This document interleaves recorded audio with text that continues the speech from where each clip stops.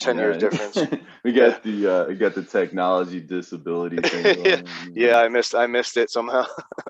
Oh, let's see. All right, let's start. Here we go.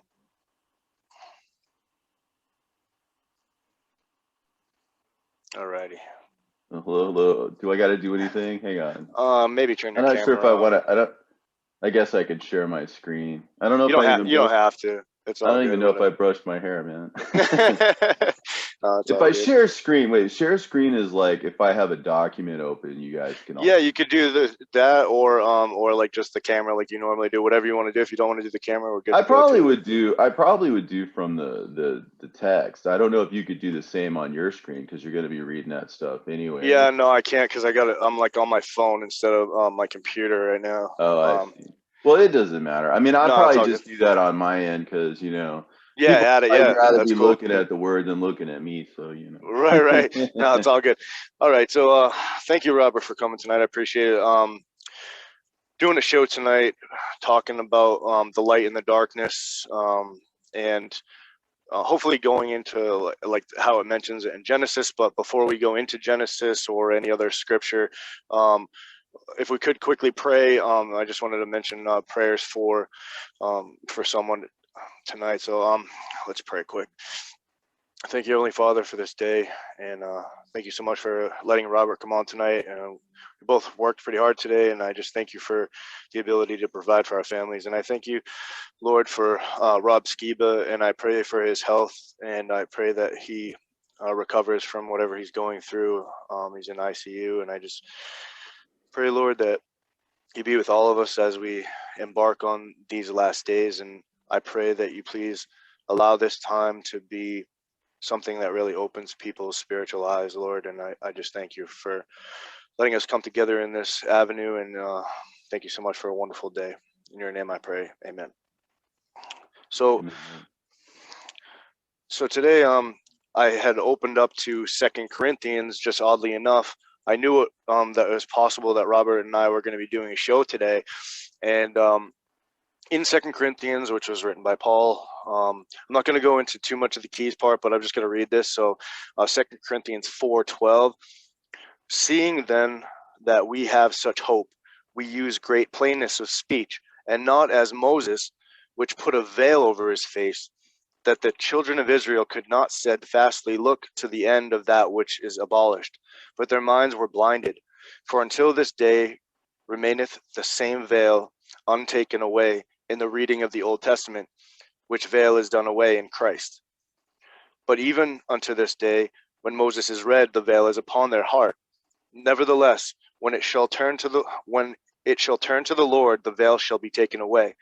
Now the Lord is that Spirit, and where the Spirit of the Lord is, there is liberty. But we all, with open face, beholding as in a glass the glory of the Lord, are changed into the same image from the glory to glory, even as by the Spirit of the Lord. Therefore, chapter 4, therefore, seeing we have this ministry, as we have received mercy, we faint not, but have renounced the hidden things of dishonesty, not walking in craftiness, nor handling the word of God deceitfully, but by manifestation of the truth, commending ourselves to every man's conscience in the sight of God. But if our gospel be hid, it is hid to them that are lost, in whom the God of this world hath blinded the minds of them which believe not, lest the light of the glorious gospel of Christ, who is the image of God, should shine unto them. For we preach not ourselves, but Christ Jesus the Lord, and ourselves your servants for Jesus' sake. For God, who commanded the light to shine out of the darkness, hath shined in our hearts, to give the light of knowledge of the glory of God in the face of Jesus Christ. But we have this treasure in earthen vessels, that the excellency of the power may be of God and not of us. We are troubled in every side, yet not distressed. We are perplexed, but not in despair. Persecuted, but not forsaken. Cast down, but not destroyed. Always bearing about in the body the dying of the Lord Jesus, that the life also of Jesus might be made manifest in our body. And I'm going to skip ahead to chapter 4, verse 17. Says, for our light affliction, which is but for a moment, worketh for us a far more exceeding and eternal weight of glory, It says chapter 5, verse 1, for we know that if our earthly house of this tabernacle were dissolved, we have a building of God, and a house not made with hands, eternal in the heavens. So I'm going to stop there. And that whole section is just littered with keys and wisdom, and you know, you can go to Robert's teachings on that. But quickly, I'm also going to read from two apocryphal books. One is Second Esdras, also called Fourth Esdras, I believe sometimes, and Baruch, which are from the 1611 King James version of the Bible, when they still had the Apocrypha in it. So this part is right here, chapter 6, verse 40. And hold on one second. And it's just a short verse. It says, then commandest thou a fair light to come forth of thy treasures, that thy work might appear. And it says, verse 41, it says, upon the second day thou madest the spirit of the firmament, and commandest it to part asunder, and to make a division betwixt the waters, that the one part might go up and the other remain beneath. So as you can see here, it's talking about creation in Second Esdras, and he's speaking to God when he says this. He says, and I said, O Lord, thou spakest from the beginning of the creation, even the first day, and saidest thus, let heaven and earth be made, and thy word was a perfect work. And then was the spirit, and darkness, and silence were on every side, and sound of man's voice was not yet formed. And then it goes to verse 40 that I read. Then commandest thou a fair light to come forth of thy treasures. So remember these verses I'm mentioning, because this is sort of what Robert is going to be referencing as we go into this tonight. And so in Baruch it says,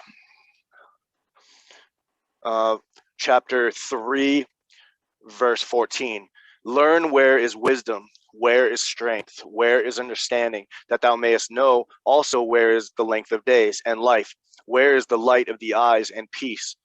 And then you come down to verse 20, chapter 3, verse 20, it says, young men have seen light and dwelt upon the earth, but the way of knowledge have they not known. And so I'm just going to stop there just with those verses, and we can go into Robert speaking about these things. Oh, wow. Well, we could talk the whole evening about what you just brought up. I know it was a lot. No, well, I don't even know where to start after all that. So, I mean, Right? well, here's the thing. When you're looking at the truth, okay, we read in the Didache, or Barnabas also, who was reading the Didache, which points to an early date to that document, because he was before the fall of Jerusalem, because he's saying that they were about, or right after, they said they were about to build it back up. I mean, but what he was talking about, what was an early Christian tradition, in other words, which is why I'm pointing this out, because this is in an early witness to the New Testament. That's firmly dated, basically in the first half of in the earlier part of the first century. You know, so the idea that the teaching of light and the teaching of darkness, the two kingdoms, and the separation between the two, and the teaching of the two ways.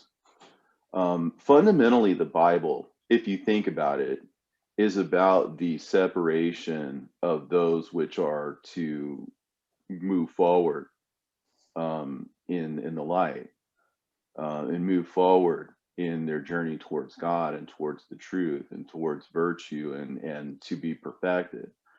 And people who don't want that path, who want the path of crookedness, and who wish to tread in the darkness. And it's hard for people with pure souls.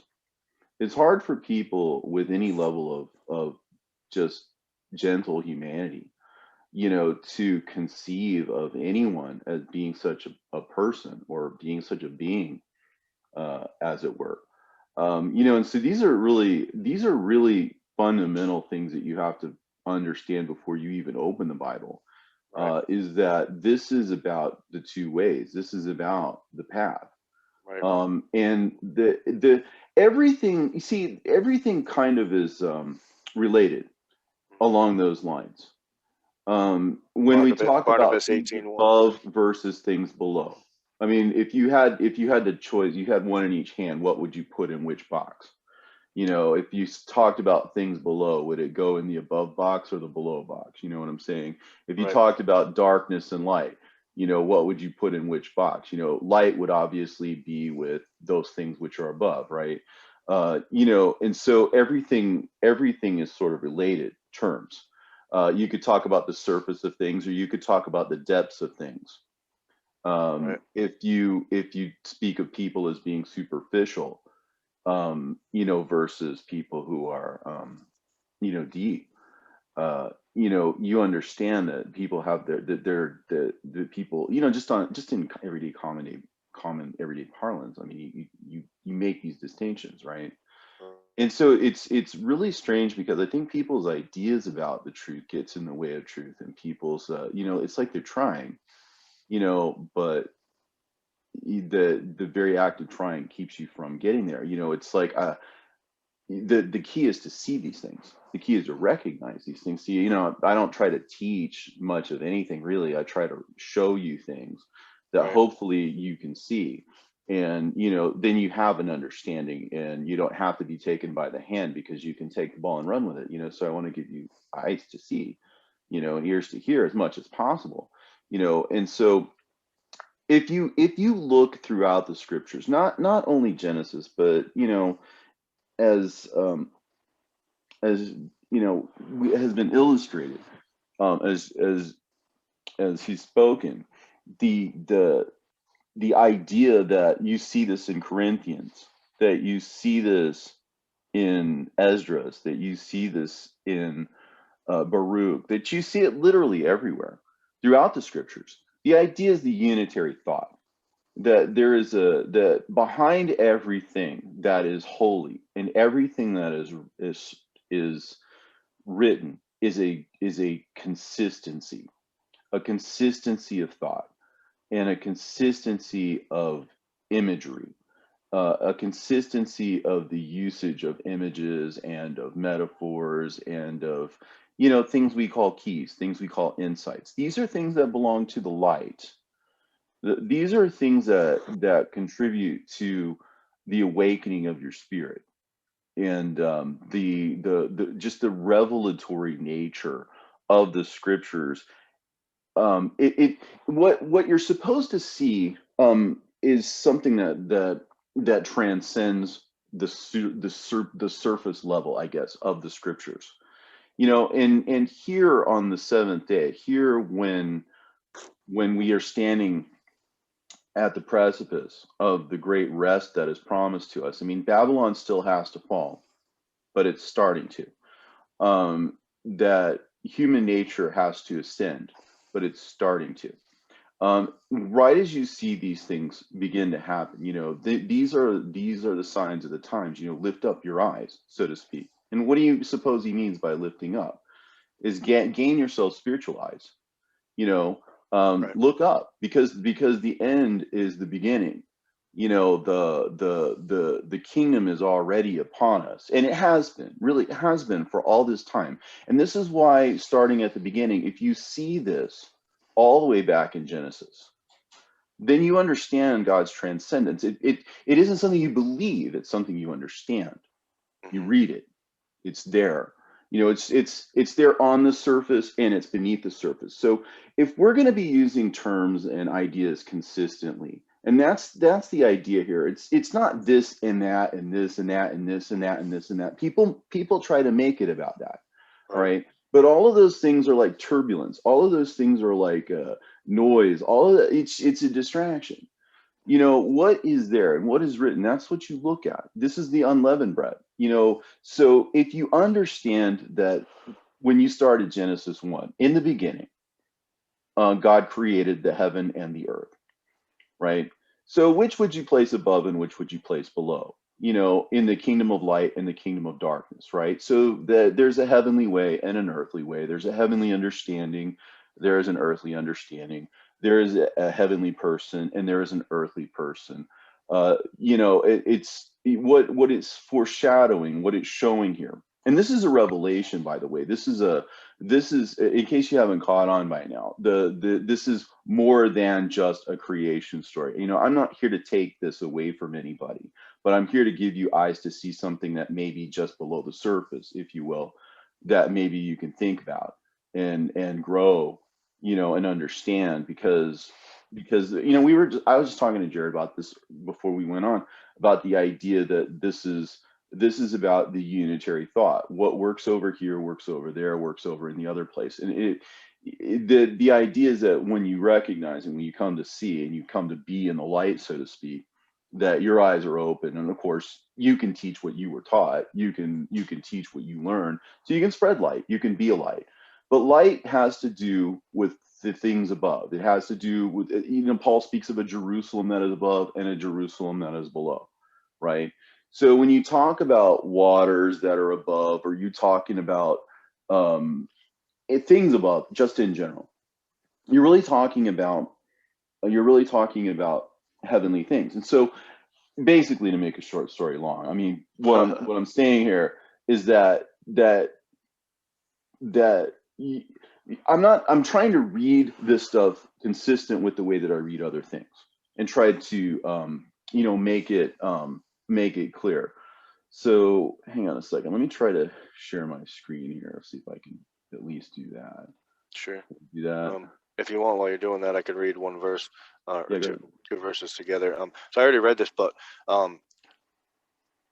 from 2nd Ezra, chapter 6, verse 40, it says, "Then commandest thou a fair light to come forth of thy treasures, that thy work might appear," which matches 2 Corinthians 4:7. "But we have this treasure in earthen vessels, that the excellency of the power may be of God and not of us." So they match. It says it right there, thy treasures and this treasure. And it's both talking about the same topic, light and darkness, and the same thing. So apparently, like you say all the time, that they were reading these books. Yeah, and yeah. So hang on a second. Yeah, sure. Take your time. Is that working?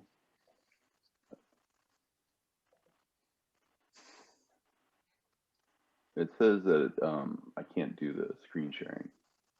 Oh, that's all right. We'll figure it Well, out. don't worry about it.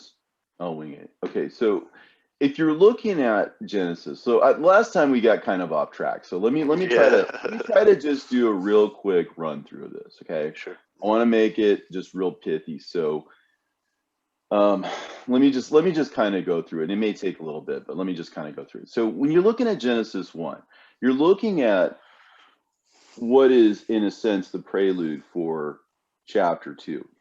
All of this tree of knowledge of good and evil. You have to see chapter 1 as kind of preliminary understanding of that. It says, "In the beginning, God created the heaven and the earth. And the earth was without form and void, and darkness was upon the face of the deep. And the spirit of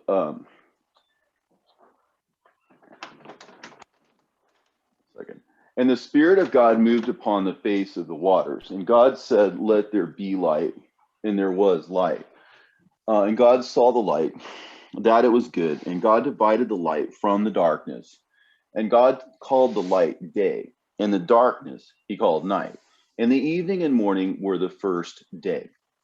So let's start back with the metaphoric meaning of the word day, because this is going to affect how we read this probably more than any other thing that we discussed so far.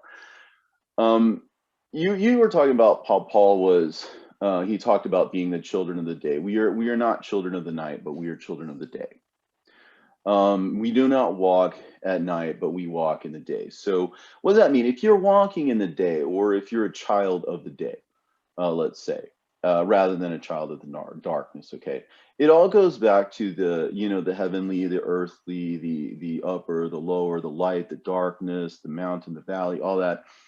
And there's subtleties to all this. I mean, I don't mean to overgeneralize. I mean, a lot of times you can use the same imagery when you're talking about good and bad and earthly and heavenly, and these things kind of mix together. But when you're looking at the entire spectrum of things, it is the separation of light and darkness, and this world and the world to come. And so this is about separation and how this is brought about. Mhm. So you think about the day as kind of an insight, or maybe even a revelation. Okay, if you think along those lines, that the day is a teaching, that the day is a revelation, that day is an understanding, and the day is something that um, um, that belongs to that which is above, that belongs to that which is enlightened, that belongs to that which is um, unitary, that possesses or is in possession of the understanding. Because again, when you're walking in the day, you're walking in light. You're walking, um, with a full, let's say, being circumspect to the world around you. To say that in the beginning God created the heaven and the earth, to understand that in terms of knowledge, the heavenly and the earthly, say the heavenly level and the earthly level of understandings, for example. This is the first basic insight, the first basic fundamental thing you need to know, let's say, used metaphorically here in terms of the term day. And the earth was without form and void, and darkness was upon the face of the deep. Because again, um, that which was earthly, and was without form or whatever, was because it was going to be formed, and it was going to be filled out or whatever, but that it by itself was lacking, and that by itself it didn't carry with it, let's say, that higher level form. It was a lower form, let's say. And darkness was upon the face of the deep. In other words, if you see that term face of the deep, and you're thinking about the ocean, or you're thinking about the waters, and you see that darkness was upon the face of the deep, it means that to see things in terms of their superficialities, right, belonged, let's say, to the kingdom of darkness, to things below. That was its kingdom, or that was its realm. Um, and so to be superficial about that which is deep, let's say, is the same as to be ignorant of things which are hidden, or to, what I'm saying? In other words, to cling to the surface of things. And this isn't the only place we see this in Genesis 1. Like we see, well, in Genesis early chapters too, the idea of the snake, for example, creeping along the ground. That is to say, conforming to, let's say, that which is earthly. So his fate was to conform to the earthly things. You know what I'm saying? Trust the Right. science, or you know what I'm saying? Whatever. Right. And so the Spirit of God moved upon the face of the waters, right? So now you have a transformation of this darkness at the superficial level, right? And so now the Spirit of God, see, this is a revelation of the age, this first part. And then it circles back and it becomes something else in the next chapter, which we won't have time to go into that, Sure. But generally speaking, this particular chapter, and just parenthetically, the way that I sort of came to these conclusions was not only just sort of thinking about the unitary thought, how everything has to be consistent, at least on the spiritual level. Mhm. Like I said, I'm not trying to take away any of anybody's private beliefs or anything that anybody espouses publicly about creation or whatever, because I'm really Right. not talking about the earthly aspect of that. I'm talking about what's here beneath the surface of it, the depths, if you will, beneath the surface, and how the light is moving upon the face of the waters. In other words, the higher level meaning, the kingdom of God. You know how, like, the imagery in Revelation where Jerusalem is coming down, Yes.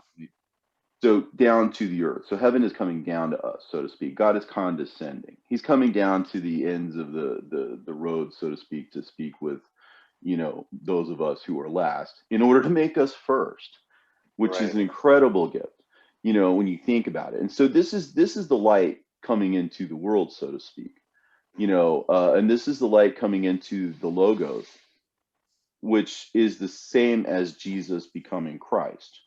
Because Mhm. remember, we spoke about Jesus being him in his flesh, the fleshly, who he was as a man. Right.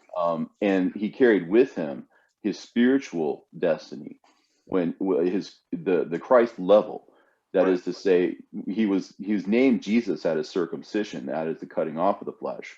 That was when his name was officially given. So that's attached to that fleshly thing. And so it becomes that at that point, let's say, at a circumcision. And officially becomes Christ when he's proclaimed that, because blessed art thou, son of Jonah, Simon Bar Jonah, because flesh and blood has not revealed this to you, but my Father which is in heaven, right? Yeah. So the idea is the contrast between flesh and blood and the Father which is in heaven. So the idea is that the flesh becomes spirit by the spirit being suffused in it to begin with. It's as if the flesh were merely a cocoon for this spiritual butterfly that's sort of popping out of the scriptures, so to speak, by means of having been concealed by these surface level meanings, right? Yeah. Well So said. these are the surfaces of the waters, that is to say, the superficial levels of the scriptures, because we use waters elsewhere to denote scriptures and traditions. We spoke of in Revelation where springs of water, the water that came up out of the earth, let's say, that had to do with scriptures that came to light at some point in history, or that rivers that flowed were the traditions of men that went from earlier time to later time. So the idea of water is always used consistently as referring to the scriptures.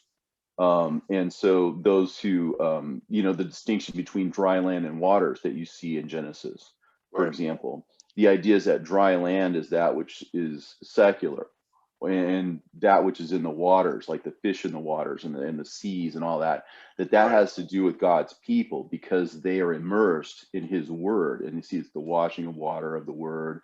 You see how in Hermas it talks about the tower is being built upon the water, because the tower, the church, is being built upon God's word, right? Yes. And so you see these one-to-one analogies. And so what I was saying about like the unitary thought, well, you see it in Hermas and then you see it in Paul. There's the unitary thought. They're all on the same page, right? And so if they're all on the same page, then you need to be on that same page, right? That's the idea. Is everybody's reading off of everybody else's books. You need to turn on to that and recognize that that's what's going on here. And so that is when you become a child of the day. And so your first insight, you see, because day is associated with things above, the light, the children of the kingdom, and so you make those connections. While you're It speaking of really, that, it really just boils down to above and below, within and without, the light and the darkness, the wealth and the poverty. What would you put in the kingdom, and what would you put in the kingdom of darkness, let's say? It all divides along those same lines. I'm sorry, you're going to say something? Oh, I was just in reference to what you were saying. It says it right here in Barnabas 17:2 and 18:1. For if I should write to you concerning things immediate or future, which you were talking about the beginning and the end, you would not understand them, because they are put into parables. So much then for this.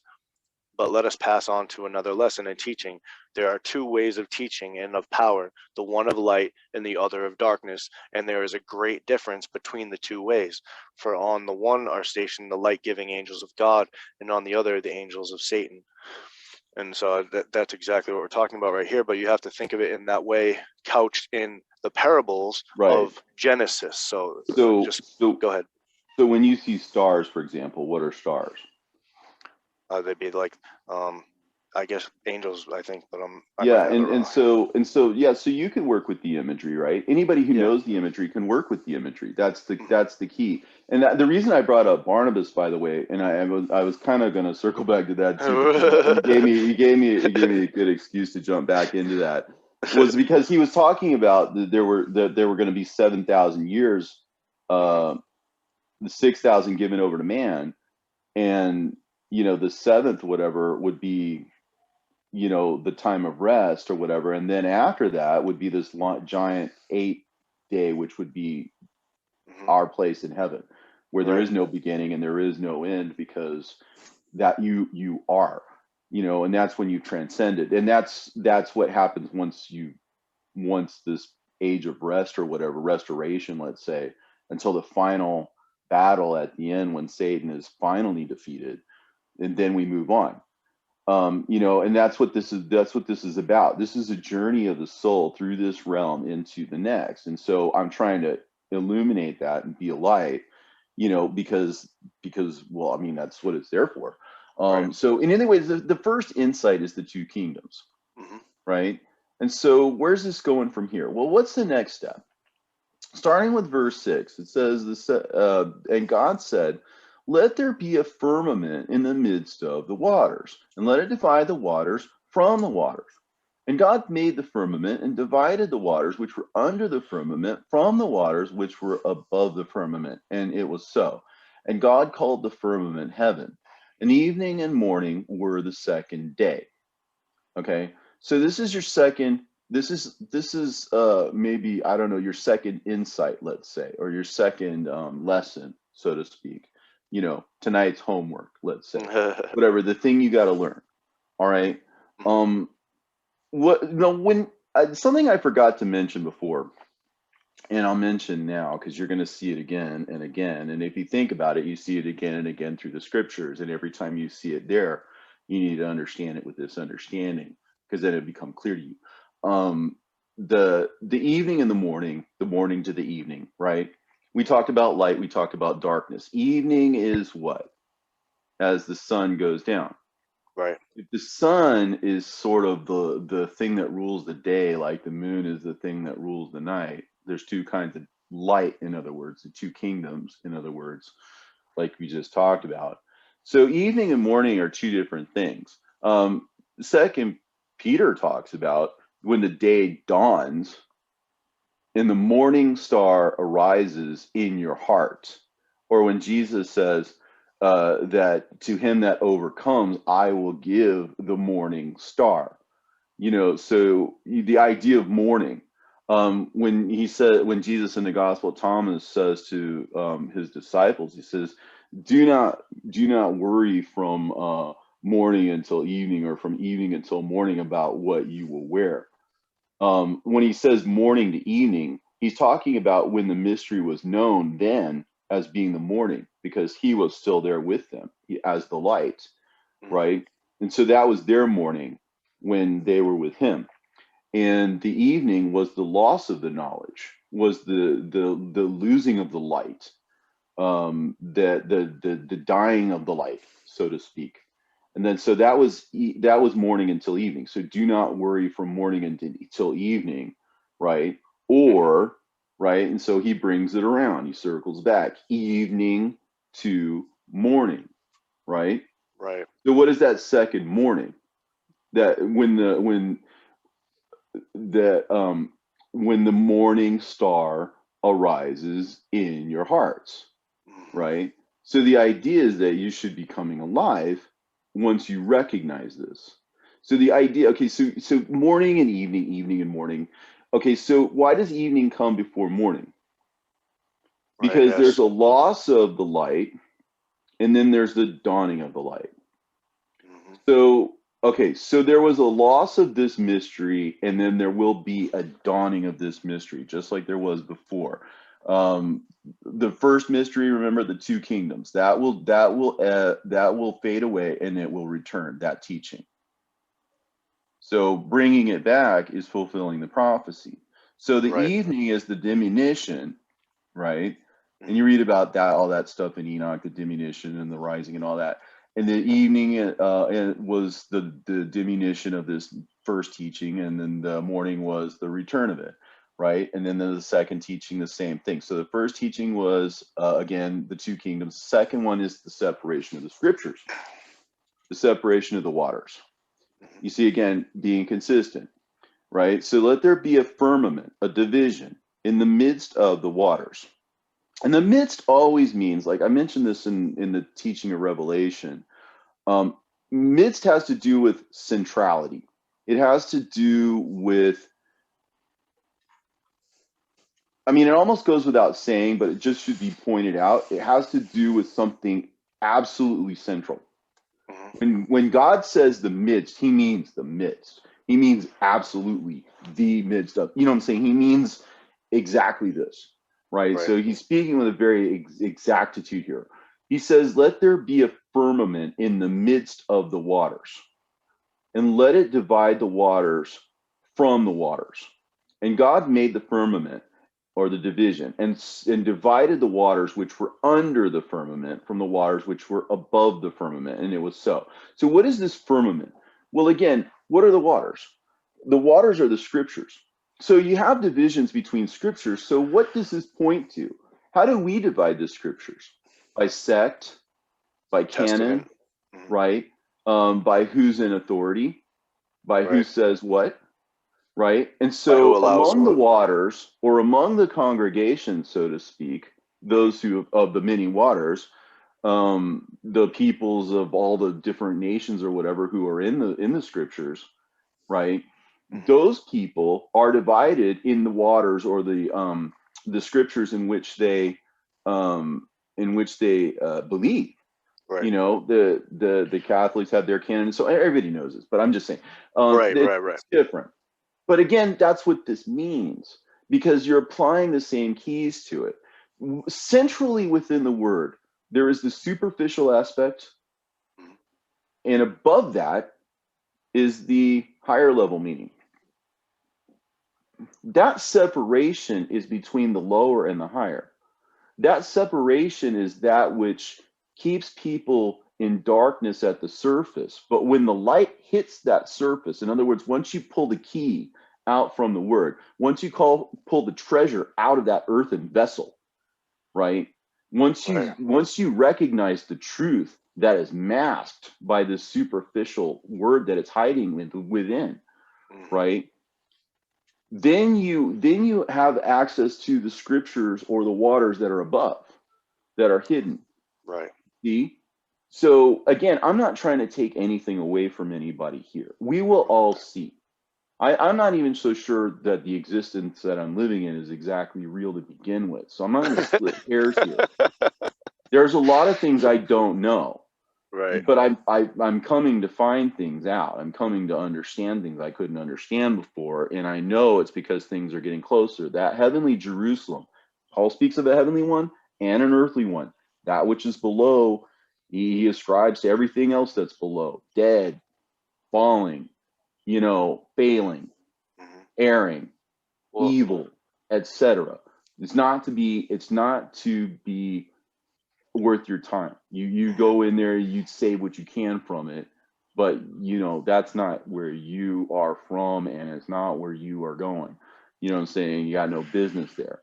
So Mhm. anyway, so he's talking about the ways in which the scriptures are going to be separated among the many different believing people, and it's just always been that way. So that's your second insight. That's the second day. So the first thing is he's dividing the heavenly from the earthly, and then the second thing is, this is how he's doing it. You see what I'm saying? He's Yes. spelling it out to you that there are waters above and waters below, and having that higher level understanding unlocks those waters which are above. So if you are in possession, if you're walking in the day, that's your second insight, so to speak. And he Right. says, and let so it kind of moves on to what then happens. It sort of describes in detail what I like to think of as kind of the canonization process. Mhm. So this is like the third kind of development here. The third night's homework, so to speak. The thing you got to know, right? God said, "Let the waters under the heaven be gathered together into one place, and let the dry land appear." And it was so.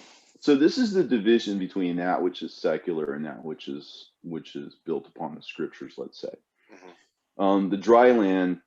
It's very specific to the world of the flesh, the beasts of the earth, and those kinds of things. You Right. see that imagery. So what belongs where? If it's earthly, if it's fleshly, if it's poverty, it belongs. It's all part of the kingdom below. Right. And so let the dry land appear, and it was so. So in other words, God's given Satan his time. Mhm. Just like he said he did. No surprise. And God Right. called the dry land earth, and the gathering together of the waters he called seas. And God saw that it was good. Um, and God said, "Let the earth bring forth grass, the herb yielding seed, and the fruit tree yielding fruit after his kind, and the seed in itself upon the earth." And it was so. So, I mean, you can see what he's getting at here. The Right. grass, of course, is the flesh, right? Peter says in First Peter, all flesh is as grass, right? So there's a key. Um, uh, the fruit tree yielding fruit and everything, and you see all this imagery about fruit and stuff because the earthly institutions. I mean, if you think about it, what's history? It's one earthly institution bringing about another, one, one commodity or whatever leading to other commodities, and one business leading to other. Everything is after its own kind and after its own seed. You have the world of production, the world of government, the world of entertainment, the world of transport, the world of war. All these Right. different worlds that have always existed, Mhm. throughout history. These are things that bring forth things because they are seeds and kind of in and of themselves, and they are earthly, and so on and so forth. And Right. God's giving it space. He's straight up about it. He just straight up says, "Look, I'm letting it happen." Um, and he saw that it was good, right? Because, well, he's got a plan. He's going to take care of it at some point. You know Mhm. what I'm saying? So he knows what he's doing. All right. And so you understand that there's a secular and the religious in that section. The waters under heaven be gathered into one place in the dry land. So that's the secular and the religious. And then he explains to you, basically that the secular world is going to go on doing its thing. Um, and that he's going to see to it that everything comes to fruition, so to speak, or Right. to fulfillment. And so he's talking about all the institutions and all the religions and all the everything. They're all gonna go doing its thing throughout history until at some point when it will all be good. You know Mhm. what I'm saying? And that's when Yes. everything's gonna come together. Everything's gonna fall in line. You're gonna see it. It's gonna, you know what I'm saying? But until then, it all looks haphazard and crazy all over the place. You know what I'm saying? But at some Yes. point, you're gonna see it because everything, what was that song? I believe there comes a time when everything just falls in line. You know what I'm saying? Yeah. You, you're gonna recognize that, right? Sure. So, okay, so then he moves on to the two kingdoms, the angels, right? So, I mean, you can see where this is going, right? He's showing a revelation of the age, is what Mhm. he's doing beneath the surface of it all. And again, that's the light breaking forth from the darkness. That's the spirits in people coming alive. Um, when they understand this, they become children of the day. You know what I'm saying? And so Sure. the daylight imagery. And again, not to beat this point to death, but he develops all of this stuff. So you got to go into it. And God said, "Let there be lights in the firmament of the heaven to divide the day from the night. And he let them be for signs and for seasons and for days and years. And he let them be for lights in the firmament of the heaven to give light upon the earth. And it was so. And God made two great lights, the greater light to rule the day, and the lesser light to rule the night. He made the stars also, and he set them in the firmament of heaven to give light upon the earth, and to rule over the day and over the night, and to divide the light from the darkness. And God saw that it was good. So this is God's handling of the angels throughout the age. So you see what I'm saying? This Mhm. great day that he speaks of, these are just different aspects of his creation. He's starting with the division between light and darkness. Then he moves on to the divisions between the scriptures, and then he moves on to the canonization process, as well as the way that the secular and the religious are going to travel down throughout history or whatever. And so these are different levels that he's revealing. So these are revelations, or these are insights, or these are, you know um roadmaps, or I mean, they're Yeah. he calls the end from the beginning. So here at the end, if we could see that he called it at the beginning, we can transcend time and space, because we realize we're dealing with a being here that absolutely has control. Well, Yeah, I know. absolutely. No, I mean, Yeah. absolutely has control. I know it's um sort of maybe an obvious thing, but do you think that he did all this in hindsight as just like a judgment? Because if you don't understand it and you don't accept it, obviously going to hell. But if you do accept it and you do understand it and you want to understand it, like you're knocking at the door and you're trying to figure it out and stuff, that there's a great reward for you. You know what I'm saying? So like, because he always knew this was going to be the way from the beginning. So he makes it very clear that whoever blasphemes, and so he even makes blasphemy something forgivable. He makes whoever blasphemes the Father will be forgiven, and whoever blasphemes the Son will be forgiven. Right? But whoever blasphemes the Holy Spirit has neither forgiveness in this world or in the world to come. Right? And so people freak out about that because people, it's like, oh, I'm going to lose my salvation. You have to understand what is meant by that. I was an atheist at one point before I became a Christian. And I was kind of a nasty one too, which has always sort of been this sort of like private thing between me and the Lord, because it's kind of like, you know, I couldn't say that was why or that had anything to do with it, but I had to eat a lot of humble pie. You know what I'm saying?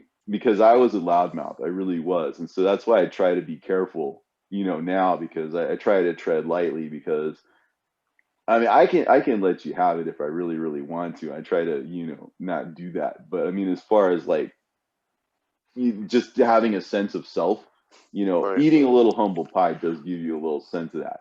You know like you're saying before, you could let somebody have it as an atheist, but now that you know this, because it's such a righteous and awesome thing, you don't let people have it because it would be kind of like you know, a mean thing to do or something like that.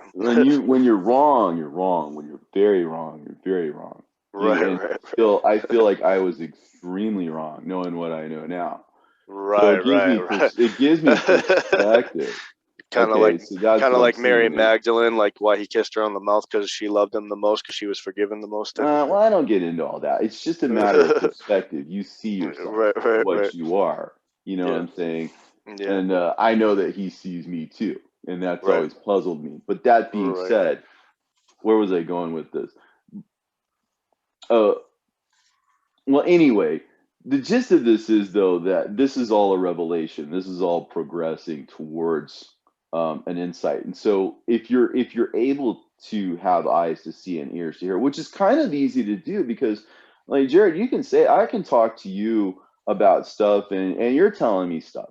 You know, it's not all, it does. See, that's why I try to be the way that I am, because people, I could take you by the hand, I could show you, and it might help. I mean, it might, you know, but this relationship is really, it's when you're alone in your room, when you close that door, it's just you and him. You know, it really comes down to it. You know, whose business is it? You know, it's just, you know, it's just very personal, and that's the way you got to see it. You know, and you walk your path. You got to see him in your path. You know, nobody's going to tell you that, because they can't. You know, and so you have to see things as they truly are. You know, and so that's all I'm saying. I'm not humble. It's just that I understand myself, you know, and I'm amazed that God would even mess with me. So, you know, I try to tread lightly. But that being said, so I mean, I hope people are understanding where we're getting. I mean, I know sometimes we can get way out ahead of people, you know, but I think that the people who are listening to you and the people who are listening to me are probably aware of things. Can I quickly bring up a revelation that I just found, and I've wanted to share this with you, but I haven't had a chance to. But so we've often talked about the parallels of Abraham, Isaac, and Jacob, and how that matches the Old Testament for Abraham, the New Testament for Jesus, and the Third Testament for like the hidden scriptures and the ones that were counted as nothing and all buried and all that stuff as the Third Testament of the Holy Spirit. So you always mention Keturah and her 6 sons, and how that represents the age of man, which is 6,000 years, and then the 7th is the Sabbath, which is right now, and that's why all this evil stuff is happening, because the devil's treading upon the Sabbath. But anyways, I don't know if you've ever read the Targums, but the Palestinian Aramaic Targums are like the original translation, if you will, went after the diaspora, and it's I'm just going to read it real quick. It says, And the servant related to Isaac everything he had done. And Isaac introduced her into the tabernacle of Sarah his mother, and thereupon the light again shined, which had gone out at the time of Sarah's death. So if Sarah, I guess she represents. I'm not going to go into what it represents, but I'll just read it. And he took Rebekah, and she was his wife, and he loved her, for he saw her works, that they were upright as the works of his mother. And Isaac was consoled after his mother's death. Now, this is the interesting part. And Abraham added and took a wife, and her name was Keturah, to him from the beginning. And she bare to him Zimran, Jokshan, Midian, Yishbak, and Shovak. So I just thought it was interesting, but we're talking about the things of old that the original saints knew, and then they're given back to us once more again. And it said right there at Sarah's death that thereupon the light shined, which had gone out at the time of Sarah's death. And then it mentions how Keturah is actually Hagar, the one that he had at the beginning, and then he took Sarah. So it's just interesting because it's almost like that. It's like we had these scriptures at the beginning, and then they got rid of them over time, and then we got them back at the end. I just thought that was kind of cool because it's not written that way in the King James version of the Bible. So. Yeah, well, I'm glad you brought that up because that was bringing me back to my third point, which was about the blasphemy of the Holy Spirit. Okay,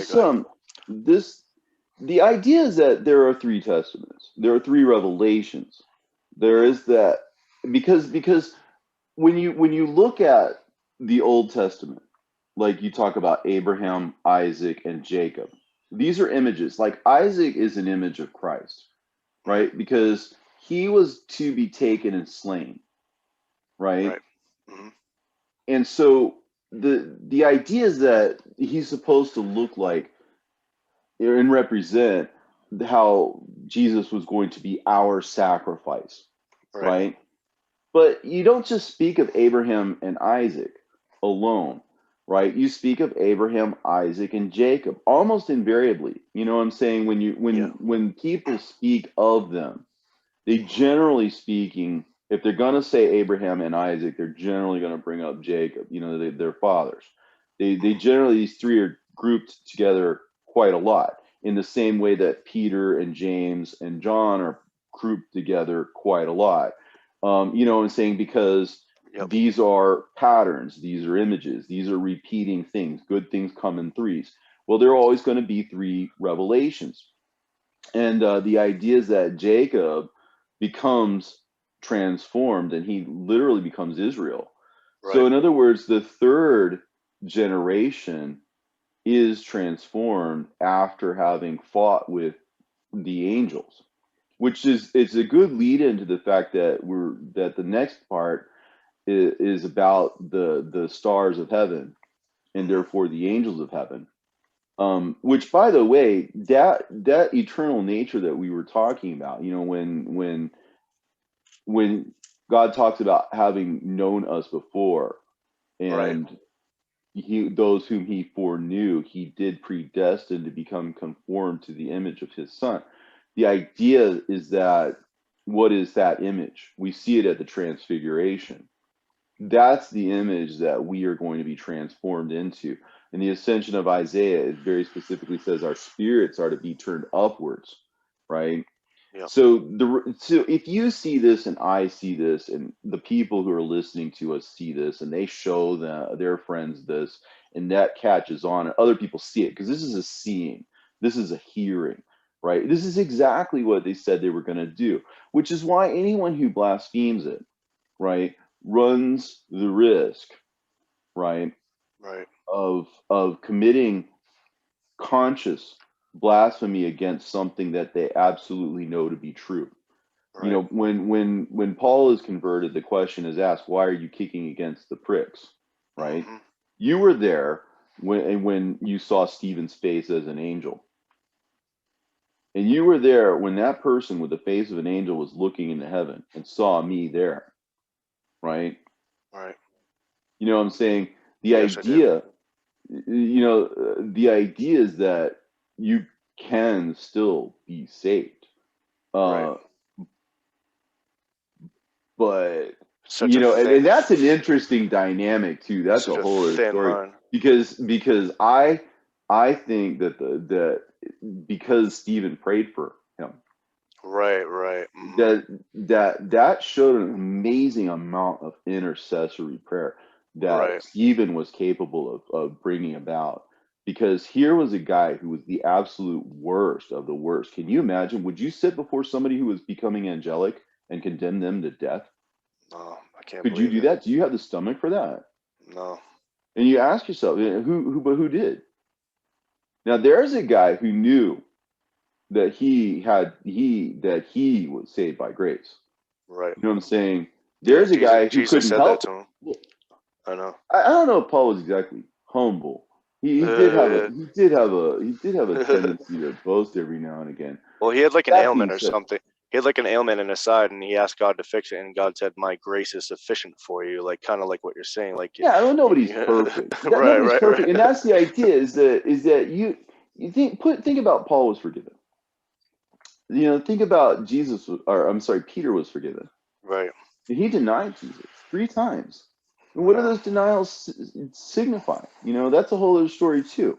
Right. But the idea is that forgiveness is huge. What he's talking about are people who bring darkness into this world. You see, you might not know the whole picture.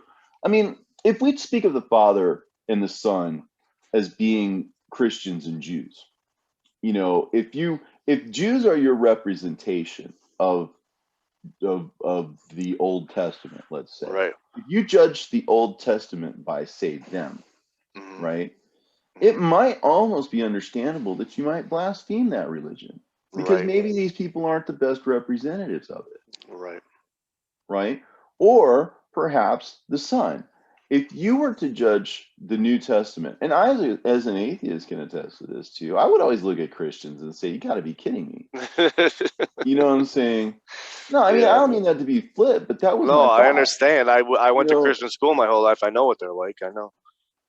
but again, it's just and it was also just the idea that they never lived up to what they were saying, and Right. I just know. some. Would look at the the idea of the testament again of the Father, the testament of the Son. If you look at it like that, blasphemy against the Scriptures is forgivable, Right. right? Because again, case in point, I was an atheist, right? I was virulent. I was a jerk. You know what I'm Right. saying?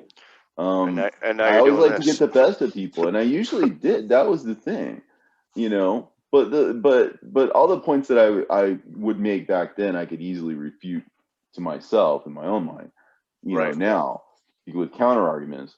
But they're not the kinds of things that people that didn't have this insight would see. They're Right. not the kind of thing that they would know. Because why? Because Christians and Jews aren't the best representatives. I'm sorry, but I mean, Hmm. it boils down to that's kind of it. And I don't exclude myself from that. Right. The idea is that nobody can live up to that level of perfection. I don't think he's asking us to. No, I know. He didn't ask Paul to. He didn't ask Peter to. You Well, know. if I could say one thing, it says in the Apocrypha of John, I think John says to God, Jesus, and then what will you do? And he says, how, and he says something like, how will people be judged in the end? And he said, first will be examine the Jews, then will be examine the Christians, and then the elect. And it goes in that order, which is the same order as God's testament, Jesus's testament, and the third testament. And the Jews, they don't accept the testament of Jesus because they don't believe Jesus is the Son of God. So they only understand one testament. The Christians understand the two, and the elect understand the three, which is Right. the five from the Gospel of Thomas, I think. And that's yeah, exactly, where there are three gods, right? The God of the Old Testament, the God of the New Testament, and the God of the rejected scriptures. Right. Those are the three, right? And they will be in the house with those that understand the two, or something And like where that. there are two or one, the living Jesus, who is the one Yes. who's speaking in Thomas. So when he Hmm. says the living Jesus, that means he's spiritually alive, like you see at the Transfiguration. Right. So Sorry, I got um, off on a tangent real quick. Sorry. well, no, that's important to see. because Right. he's referring to the logos at that point, the higher level meaning. Yes. So when he says the living Jesus spoke these things, you think the transfiguration. And the Gospel of Philip says that they only saw him because they themselves were elevated to that. That Right. Peter and John and James were elevated to that to see him. So you see the missing pieces here, but everything comes together. This is what I'm saying. It's all about the unitary thought, right? Right. You see Stephen ascending, if you will, having a higher nature. You see Elijah and Moses having an elevated thing, and then Philip gives you the other piece. So you Hmm. see that people are capable of that transcendence, Right. and I think that that's going to start happening, and I think that's going to start freaking people out, because Hmm. somewhere there's going to be somebody that this really turns on, and somebody's going to start. It's going to happen. I know this sounds a little weird and superstitious, but No, I've heard it from other people that said it's can, going to happen. can you imagine somebody having the face of an angel? No, Can you I can't. imagine? I can't. But can you imagine they'll be walking this earth? Right. If this is true, they're going to be walking this earth at some point. And that's going to make people a little bit uncomfortable, I Hmm. think. It's Right. going to be interesting to see the way things play out. But anyway, getting back to Genesis, though, Hmm. the idea of the angels and the watchers, the lights in the heaven. God Hmm. said, "Let there be lights in the firmament of the heaven to divide the day from the night, the children of the day from the children of the night." Right? "And let them be for signs, and for seasons, and for days, and for years." So this is just this giant sort of, I would call it a chess game, but I think it's really kind of the other way around. I think the devil is on a very short leash, so to Yes. speak. Hmm. When it really boils down to it, ain't none of what he's doing really his own will.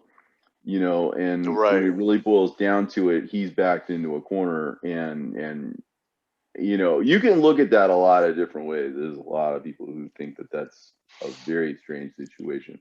But that being said, that's what happens when God is 100% in control. Yep. When he talks about the space being given for this and the space being given for that, he's saying, I have power over every bit of this. Right. And every bit of this is just, I've given him a little bit of leash here. You know what I'm saying? Yes. Yes. Well, And, I and I think we're going through a lot of stuff as a country personally, but I mean, like I was just talking to my mom about this earlier today.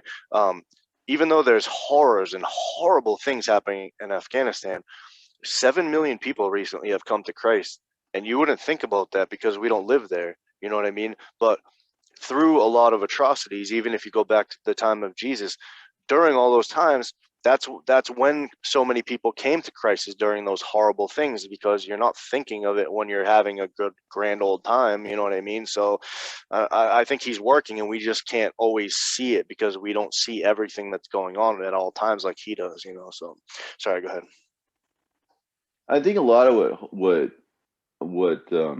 what our darkness comes from is our um, complicity in Right. things. Not to get Mhm. too sidetracked, but I mean, Sure, we're sure. talking about light, we're talking about darkness. Yes. You know, people. How can I put it? When you read these books, when you read through them, you'll come across things that like people talk about the good that you don't do. Um, Hmm. not necessarily just your sins, but the things that you don't do over and above that. Right. In the Gospel of Matthias, it is said that if the neighbor of the chosen one or the elect one sins, then that elect one has sinned as well. Yeah, that scares me. Because if they had lived their life the way they espoused or whatever, their neighbor Th- would have been too ashamed to have Yep. lived in sin.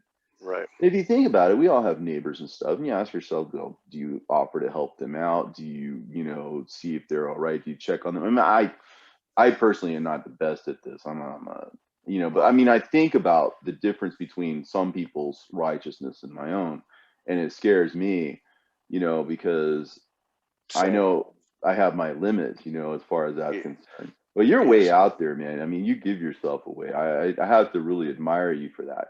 But the Hmm. idea is that um that that that we as people or whatever, um, we have power that we don't use. And we don't use it, I think, because we don't think about it. And we don't think about it because a lot of this just is hidden away from us. Right. And the reason why is because we live in a world full of all kinds of distractions and Yeah. all kinds of we're dancing to all kinds of tunes. I have a number of guilty pleasures. There's entertainment, there's sports, there's this, there's that, there's politics, there's all this stuff, and you can't go through life and avoid all that stuff entirely. I mean, you got to live in the grid, so to speak, on some Yeah. way, form, or fashion. You Right. got a job. You got everybody's out there, got their 9 to 5. Yada yada yada. But at the Sure. same time, it is what it is. A lot of it, even the very best of activities, if it's not directed towards your destination, it's just, Right. Right. well, I don't want to say that categorically. I would have to say that you would have to speak to God about that in your own life, because Yes. I'm not here to say, because there might be reasons why you spend time doing this, that, and the other. I But the say that to gist of it people all the is, you time. can't do it to the exclusion of your walk with God. You can't do it to the exclusion of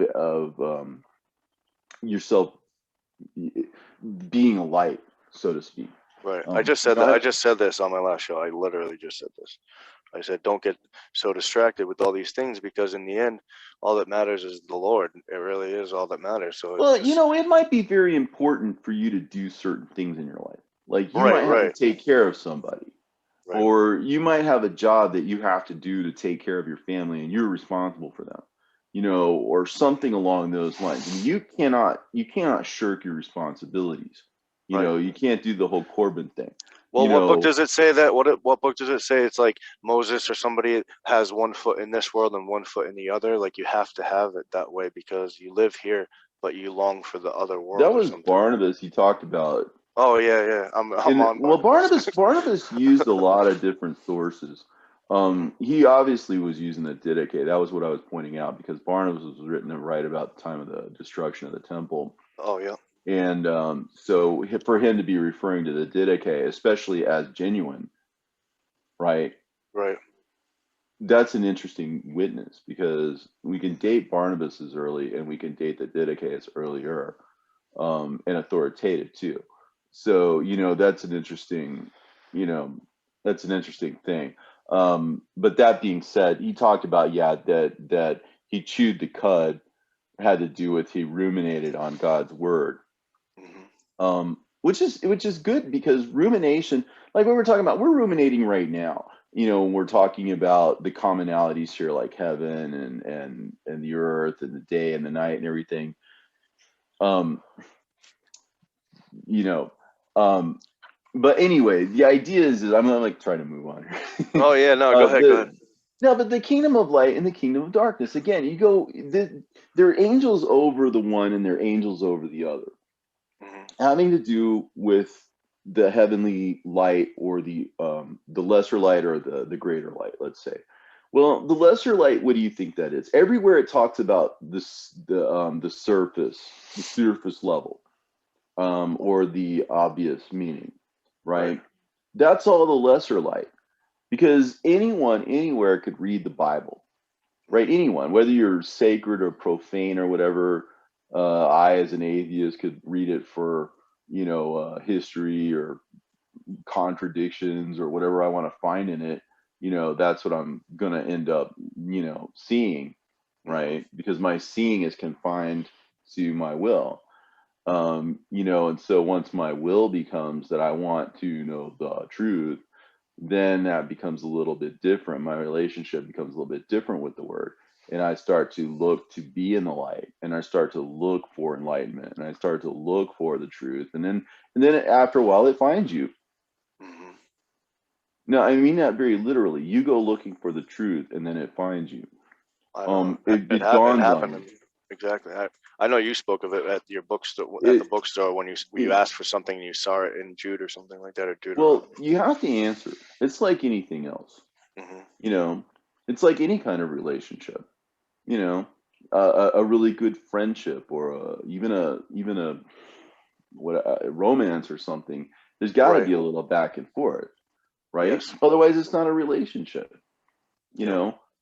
And so, I mean, the thing about it, you have to interact Yep. with the truth in order for the truth to insinuate itself into your heart. Um, I think that some of us are destined because somewhere deep inside of you, there's a knowing, there's a knowledge. And you don't really have to go looking for it. It's almost as if you start walking in that direction and it sneaks up on you. Yeah. It's there. You know what I'm saying? And so it's great when you find that out because it's not really all on you. You just have to be open to it, you Right. know. And the thing is spirits go into entrances that we don't ordinarily think of as entrances. They're not physical. They're spiritual. You open your heart to something, and then that sort of thinking or that sort of acting or whatever feeds on itself and Right. builds on itself. And to whatever extent that it's detrimental to your spirit or a huge suck on your time or whatever it is that it's doing to you, right? It's taking your focus off of the light. It's taking your focus off of the destiny. It's taking your eyes off of the prize, so to speak, for lack of a better term. Um, but something like as simple as what we're doing here, just simply going over the word and giving people light, shedding light on this, that, and the other, you Hmm. know, it just I would think, I would hope that that was opening doors for people and opening their hearts and their minds and their spirits and stuff. I don't particularly want anything from anybody. Right. I don't want fame and fortune and all that other stuff because you always give up something to get something. Hmm. And what's that opportunity cost? What could you be doing? What could you be profiting from giving away? Because this is the thing: the way that you receive is to give. The way that you learn is to teach. It's very paradoxical and yet sensible. It makes Hmm. sense. Right. You don't eat unless you work. Well, what does that mean? Well, what's your food really? Is it a burrito? I mean, is that your food? I mean, it's it's just a word. The word is your food. The bread of life, the bread of God. Give us this day Eat it, our eat daily it bread. while no, but eat it while it's alive. Right. It's if you come to life and you eat life. Right. You come to death and you eat death. If you focus on, so what did Qui-Gon say? Your focus determines your reality, right? Okay, if you Right. focus on the dead, right, then you will become dead. Right. And see, the one who's blaspheming the Holy Spirit is the one who is consciously working for the hiding or the inversion of the truth. I don't want to call out anyone in particular because I don't want to let anybody off the hook. I'll put it Right. this way: I don't want to particularize because everybody else is like, "Phew, he's talking about the Yeah. other guy." No, it's you too. No, it's uh, Christianity has always fought this truth, always fought it. And again, I'm not saying that to be a jerk or to to make whatever my point seem more important. I'm just telling you it's the truth. Like if you read again, if you read Jude, because that's the most obvious example, Enoch, son from Adam, prophesied. Okay. Every time you go look at the footnotes, right? If there happen to be any footnotes, right? It's always somebody trying to argue as to why this isn't there and it's not really important. I mean, Right. bottom line is that's generally what they're going to tell you. They're either going to tell you nothing, which most Bibles don't, but if you happen to have one with footnotes or annotations or whatever, there's always some scholarly viewpoint or something, and they'll say something dismissive like, oh, quote from the non-canonical Book of Enoch or something, leaves it at that. Okay, that's very dry and academic, but it gives them a safe out. Uh, or they'll say, That, well, just because he quotes from it or whatever doesn't necessarily mean it's scripture. It's just something his people were familiar about, like I don't know, like a Star Wars quote or something, Right. whatever. I mean, it's just they'll always try to explain it away somehow. Okay, so what is blasphemy of the Holy Spirit? Well, Knowing that these things are true, knowing and that that's what you're doing, yeah, knowing that that's what you're doing, what Judas did. is what that is. That, yeah, like with Judas, that made Judas a little bit different from Peter, because when Peter thought about it, then he Right. went out and wept, Yeah. right? Because he didn't know what he was doing, even though it was told to him in advance. Right. Something held his eyes. Something kept him from seeing that. You see, he I was know. placed under a curse in order to protect him. He was Right. given blindness in order to save him. Right. We should all be glad that we were given this fog, that we were Yeah. given this middle. We should all be glad that we were given these fleshly bodies. Not that we should sin in them, but because it's impossible to shed them. Right.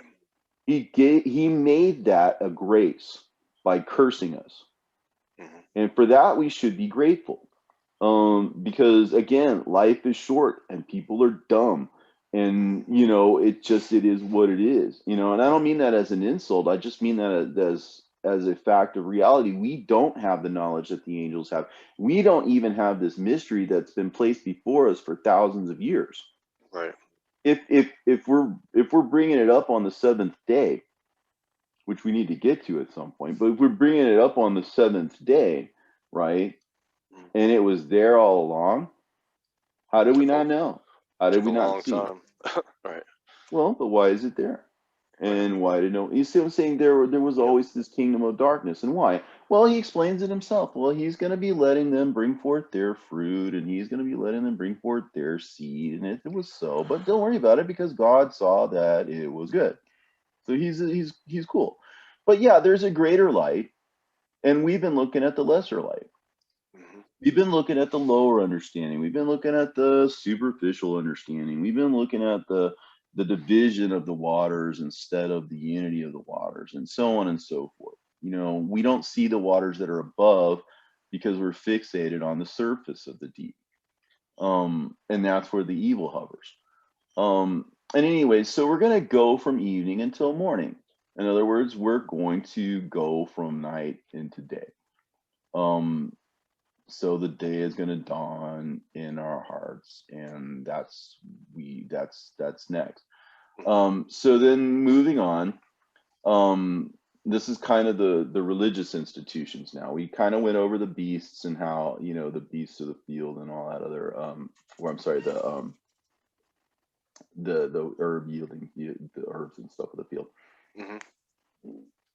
Sorry. And moving on, it says, God said, let the waters bring forth abundantly the moving creature that hath life, and fowl that may fly above the earth in the open firmament of heaven. And God created great whales and every living creature that moveth, which the waters brought forth abundantly after their kind, and winged fowl after his kind. And God saw that it was good. And God blessed them, saying, be fruitful and multiply, and fill the waters in the seas, and let fowl multiply in the earth.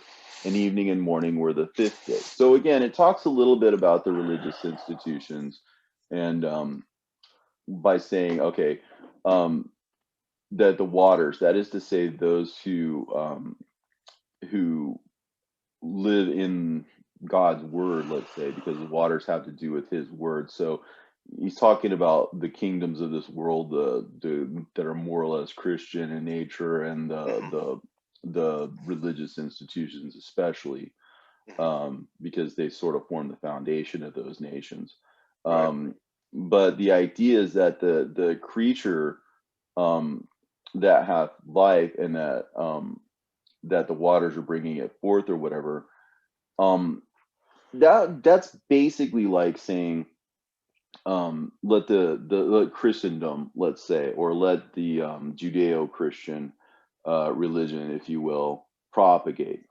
and bring forth, if you will, institutions of themselves and after their own kind. Right. And the fowl that may fly above the earth or whatever, again, that has to do with the earthly authorities that are above the earth. And God created whales and every living creature that moveth, which the waters brought forth abundantly. Again, so the whales being like, I mean, if you think about the different institutions of religion, some of them were rather large-ish, right? You have to think the imagery here is great, great whales. And anytime you see the term great, for Yeah. example, that has to do with like literally um, um, like the, I mean, I don't know, you know what I mean? It's just like the greatest, or like No, I know what you mean. Actually, the can I read something real foundational. quick? Yeah, go ahead. So this is from Baruch. It says, the Agarenes that seek wisdom upon earth, the merchants of Moran and of Theman, the authors of fables and searchers out of understanding, none of these have known the way of wisdom or remember her paths. O Israel, so remember Jacob became Israel, how great is the house of God, and how large is the place of his possession. Great and hath none end, high and unmeasurable. There were the giants famous from the beginning, that were of so great stature and so expert in war. Those did not the Lord choose, neither gave he the way of knowledge unto them. But they were destroyed because they had no wisdom, and perished through their own foolishness. Who hath gone up into heaven and taken her, and brought her down from the clouds? Who hath gone over the sea and found her, and will bring her for pure gold? No man knoweth her way, nor thinketh of her path. Sorry, go ahead. So it had every single key that we've talked about right in this Mhm. conversation right there. Yeah, again, it's just the unitary thought. That's the Right. thing, because this is all I'm doing is I'm just kind of talking and thinking out loud here, because this just has to do with the inevitable consequence of taking the ideas that you've learned from other books and applying them across the board. You come up with this. You see, this the features or whatever. Like, I mean, it's not really a projection. It's like you're I mean, I can imagine somebody who was looking at this from the outside saying you're just seeing what you're wanting to see. Right. But the problem with that argument is that I'm just doing here what I do everywhere else, and what is the story that it tells? Once you go in and you plug in all the same words and stuff, then you come up with the idea of the separation of the scriptures. Then you come up with the uh, the canonization process and all. I mean, why does this stuff emerge from that? You know what I'm saying? Right. It's almost as if you could just go through your scriptures and like if you had it in a word processing document or something, Right. and every word that was a key, you put parenthetically what that key means next to it, Yep. right? You could Just just change all throughout your scriptures. I mean, just for your own study, of course. You know what I'm right. saying? You could change all the way across the scriptures. You could go and read other parts of the scriptures that you changed automatically, and they would decode for you, right? It's really just about that automatic, Yeah. and so when it comes down to it, all that I'm doing here is just a demonstration that by doing this, you can see the canonization process. You can see the division of the waters which are above, or the heavenly level meaning of the scriptures, versus the waters which are below that division. Because you know what I'm saying, you see all Yeah. this stuff, all that stuff emerges from that pattern, That's right? what. But that's what you said, and I agree with. Is the way that because people ask that. They say, well, how do you know that that book is inspired? And that's the only thing I ever hear. How do you know it's inspired? And what we're talking about is how you know if it's inspired or not, You because know how to decode it. it's decodable. It's that Mm-hmm. simple. And I just Yeah, told my mom read this it. today. She goes, what are you going to be talking about with Robert tonight on the show? And she doesn't care because she doesn't listen to my show, but she just was conversationally asking me. And I said, we've found something that even a farmer could figure out. It's simple. It's a code that anybody can figure out. Somebody of a simple background can figure it out. You can go anywhere in the world and you don't have to speak in their language. As long as they know what water and bread and these simple things are, they can understand all these keys. And it's an amazing thing. And it's just true. It's just something that decodes. You just don't have to be a genius to figure it out. Not to say that you're not a genius, Robert, but you know what I'm saying. I don't know. Never been tested. Anyway, let's see. Just moving on here. So, I mean, you get the ideas that the institutions are multiplying, and these represent them throughout time until the end.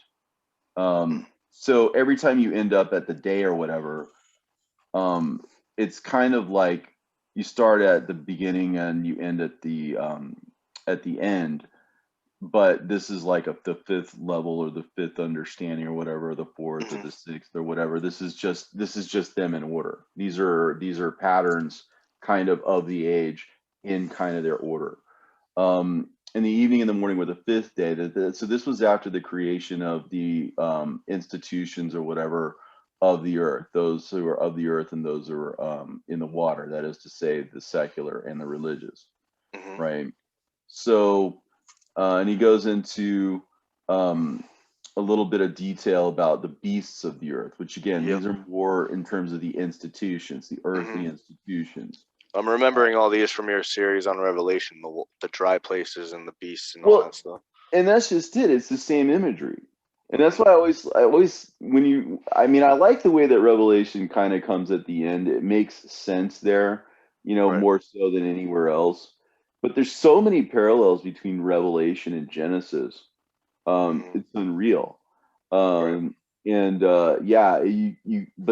again, this is just using the same imagery of what do beasts represent, and what do fish represent, and cattle, and so on and so forth. Let the earth bring forth the living creature after his kind, cattle and creeping thing, and the beast of the earth after his kind, and it was so.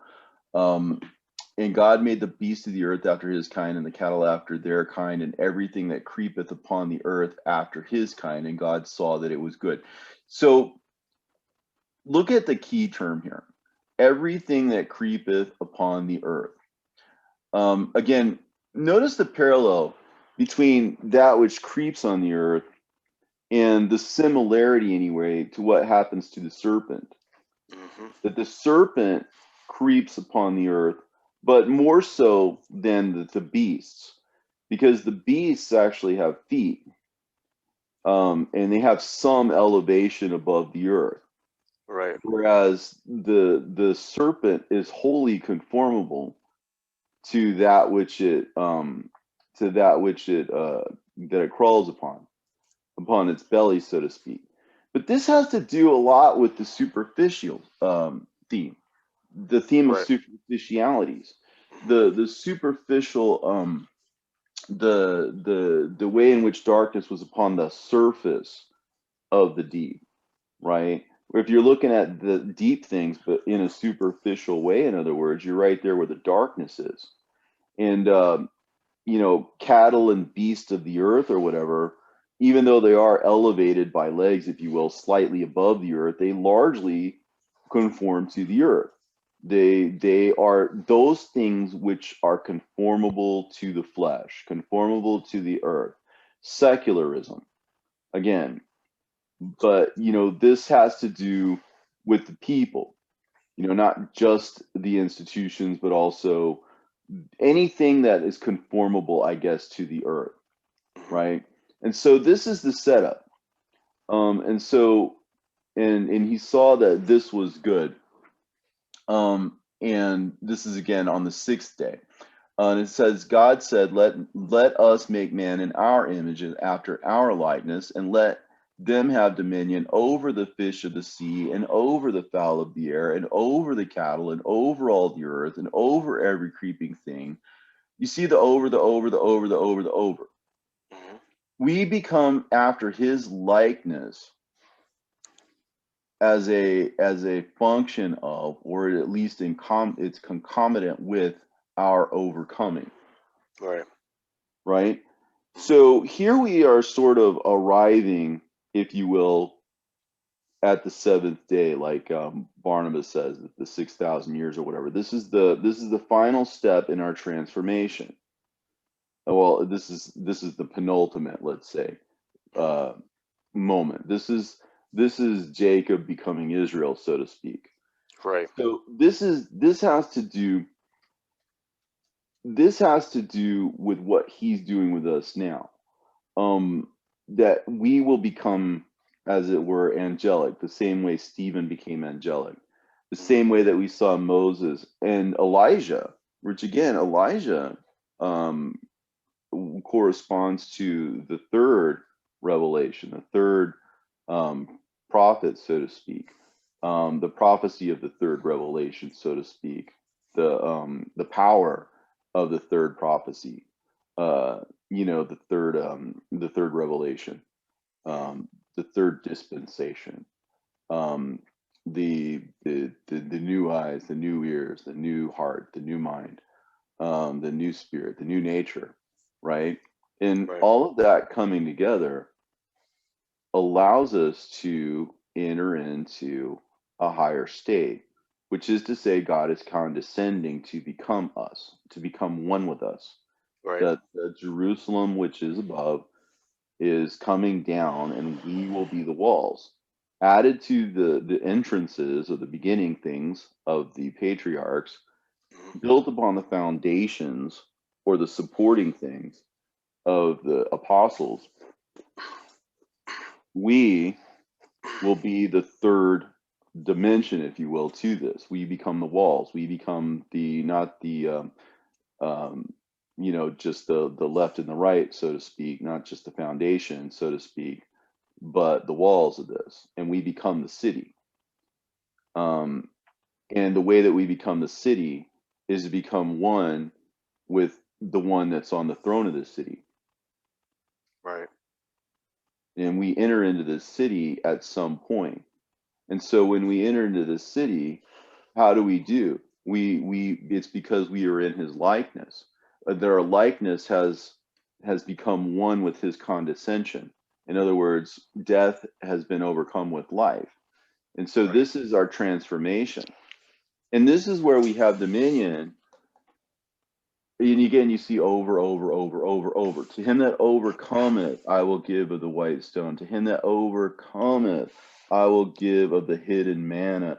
To him that overcometh, I will give the morning star. To him, overcome. And see now all of these institutions, the religious institutions, the fish of the sea, you see them on the cars, the fish, right? Right. The fowl of the air, and over the cattle, and all over the earth, and over every creeping thing that creepeth upon the earth. I mean, he's really driving that creeping thing, creeping on the earth, creepy, all over the place. But he's doing that. Why? Because he wants us to see that. Because when we see that, we become in his image and his Right. likeness. Right. Because we see what he wants us to see. Therefore, his eyes are right behind ours. His heart is right behind ours. You understand the beginning, so you can His ears are understand the right there end. with ours. Hmm. No, because that's what he wrote. And remember, you go looking for it, and it creeps up on you. Right. You see it, and it becomes you. You Hmm. become it. It also says that in the Gospel of Philip. It says the same thing. It says, look, in that world, the thing you see, you become it. Or as Jesus puts it in the Gospel of Thomas, I myself become that man. Right.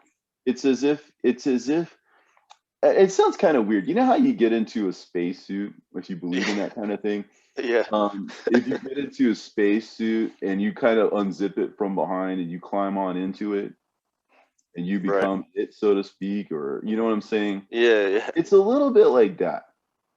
There's a little something more behind the eyes. There's a little something a little more between the ears. There's a little something more in your heart.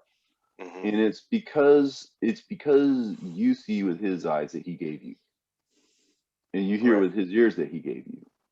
And you think with his mind that he gave you. And you feel with his heart that he gave you. And he wants to keep giving it to you because, well, I don't know of a good way of putting it. It's intimacy. Right. The bridal chambers. You will read it as you like. That's exactly right. Mm. That's exactly it. And it's all over the place. I mean, but here's the thing. So this is a revelation. You say it's creation, but see, that's the surface level. Right. If you see the waters above the waters, you see the waters above the division. Because what is the division? That which is superficial versus that which is deep. That's the division. Mm-hmm. That which is below is divided from that which is above because you can't see the above. And once the above is seen, then you become the above. Mm-hmm. And so it's Like transformative. it's Well, like you said. it's It's like you said. transformative. One of those puzzles you stare at forever and you can't see anything, and all of a sudden you get it, and then you can't not unsee it. It's like permanent. You just Isn't that great? yeah, you always get it. Isn't that great? I mean, you Yeah. get it, you see it, it's there.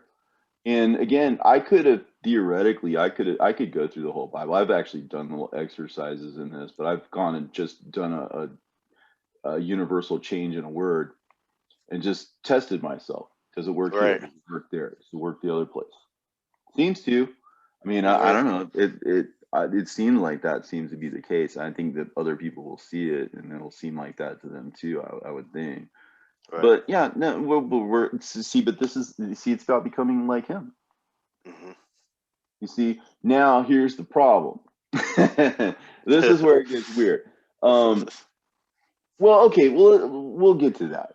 Let's bask in this for a minute. So you have dominion over the fish, and you have dominion over the fowl. In other words, you know more than the Christian. You can out argument. Look, here's the thing. I can pull out the book of Jude, and hey, I can say, hey, listen, I agree with Jude. You don't. I don't have problems. I don't have a problem backing him up. You do.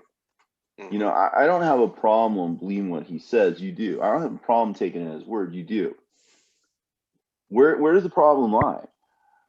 Is it in me who believes, or is it in you who doesn't? Is it in me who sees, or is it in you who doesn't? Right. Right? I mean, you don't have to be a jerk about it, but I mean, straight up, you see, you're not going to back off of it. You know, don't No. be timid. You know, Right. straight up. Some people paid the price for this. I mean, they had this knowledge before. That was evening, and now it's morning. Mm-hmm. You know, that light went out, but now it's coming back. Right? You let it in your heart, you become in his image. You become after his likeness because he wants it that way. He wants to be in you. And this is proof that you see it. He wants to be intimate with all of us. Right. I mean, it doesn't have to be weird. You know, you ever held a baby in your arms and you felt the eternity? You ever held a dog or a cat in your arms and felt their eternity? Right. You ever a loved one, someone you just deeply, passionately loved, and you felt eternal? Mm-hmm. You know what I'm saying? That's what Yes. love is. Right. That's the intimacy. You can't help but become one. You know, so that's just the way it is, right? So it's like, and so he created them male and female, and this is where the division starts coming in. And he says, God, God said to them to be fruitful and to multiply and replenish the earth and to subdue it and have dominion over the fish of the sea and the fowl of the air and over every living thing that moveth upon the earth. Again, this is part of the revelation. This isn't specifically talking about our ancestry in particular here. This is still moving in this vein where we're becoming transformed from Jacob into Israel. Mm-hmm.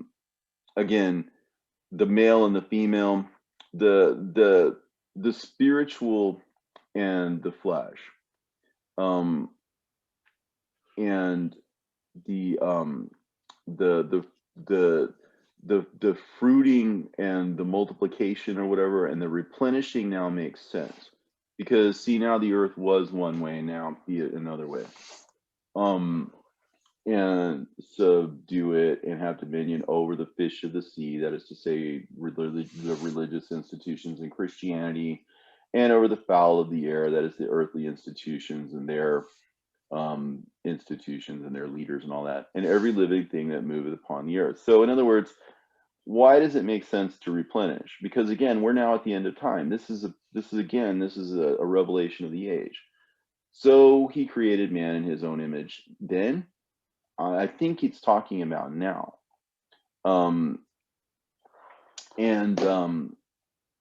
So the idea is that the male is sort of the active agent and the female is kind of the reproductive aspect. Again, you could apply this to Enoch and other places too. The idea is that what is receptive and what brings forth. And you can look at this in terms of metaphorically, right? In terms of the procreative aspect of your own creation or your own doings or your own actions or whatever. You're bringing forth good work. But the idea is that being fruitful and multiplying and replenishing in the earth, this is what we will be doing in the millennium, to subdue it and to have dominion over the fish of the sea and the fowl of the air and over living thing that moveth upon the earth. That is to gain transcendence over this age and to dominate it through overcoming. So that's what those promises are for. That's why we're given the morning star. That's why we're given the white stone with our name on it, which of course would be the elect. And that's why we are given what we are given, is because at that point it will be entrusted to us. And it's all people. It's men and it's women. It's all of us. We're all going to be spiritual. And so we won't be controlled by the powers that be. We will have them in subjection, and we will rule as kings and priests upon the earth. And we will bring forth good works. You see, and he says, "And behold, I have given you every herb bearing seed which is upon the face of all the earth, and every tree which in which is the fruit of a tree yielding seed. And for you, to you, it shall be for me." Well, again, if the idea here is that we are now sort of the inheritors, if you will, of everything that has come down to us. Like, I mean, you could apply it to things like technology and, invention and progress, as they call it, or whatever. It even says that in the book of Revelations, go and eat the flesh of kings and of the, what I'm saying? It invites us to eat this stuff and to consume it, right? And I think that that's where this corresponds. This is given for us to consume, right? The idea is that this runs parallel with the age. See what I'm saying? And that at the end of the age, we're made in His likeness. That this is a prophecy rather than a creation story, right?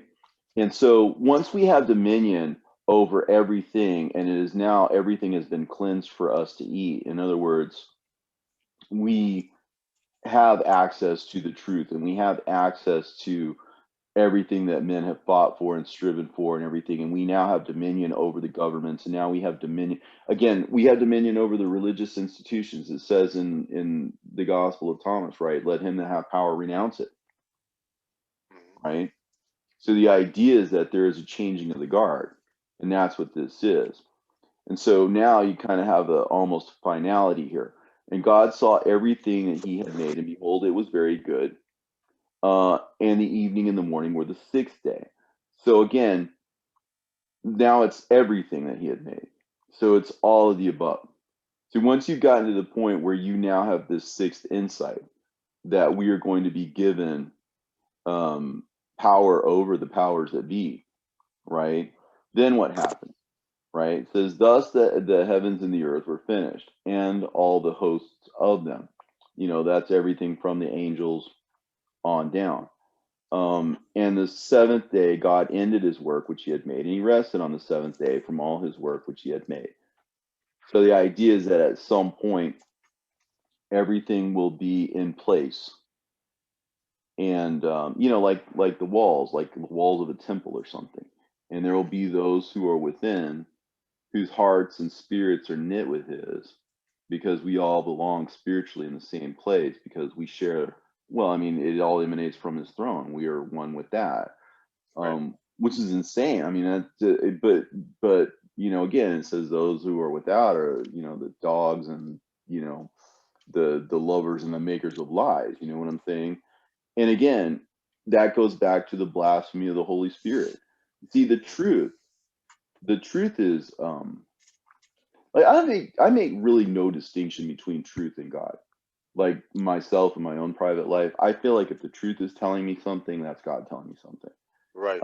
Even if it's an unpleasant truth, maybe even especially if it's an unpleasant truth, you know, that's to me, that's God slapping me in the face, you know. And so you got to respect that, you know, because you got to be a lover of truth.